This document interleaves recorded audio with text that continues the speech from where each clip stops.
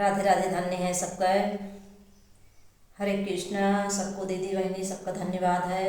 भैया बाबू सबका धन्यवाद करती हूँ। सबके हाथ जोड़ के विनती है, लाइक कमेंट जरूर करिए भैया, फॉलो जरूर करिए।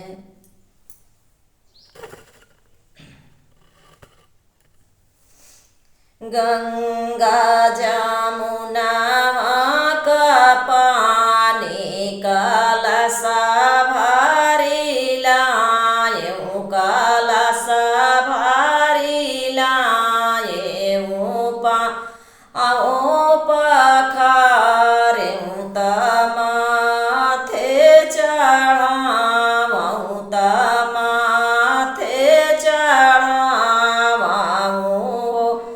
अरे पापा रामा देथिनी दाना सागुना शुभा होइनी हो।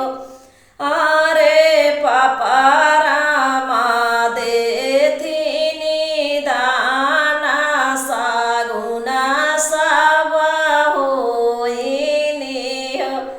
अरे माया त देथिनी दाना सागुना शुभा होइनी हो।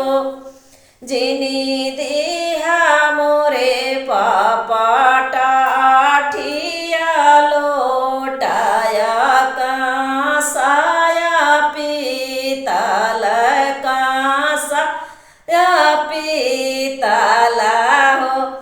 पापा दाई दिया कलोरिनी गाइया दुहत घर जाईती हो। पापा दाई दिया कलोरिनी गाइया दुहत घर जाईती हो।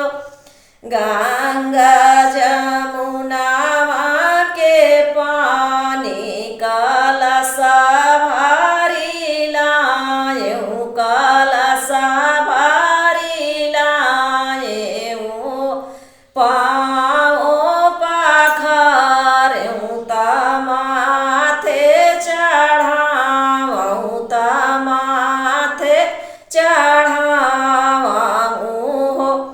अरे चाचा रामा देथिनी दाना सागुना शुभा होइनी हो।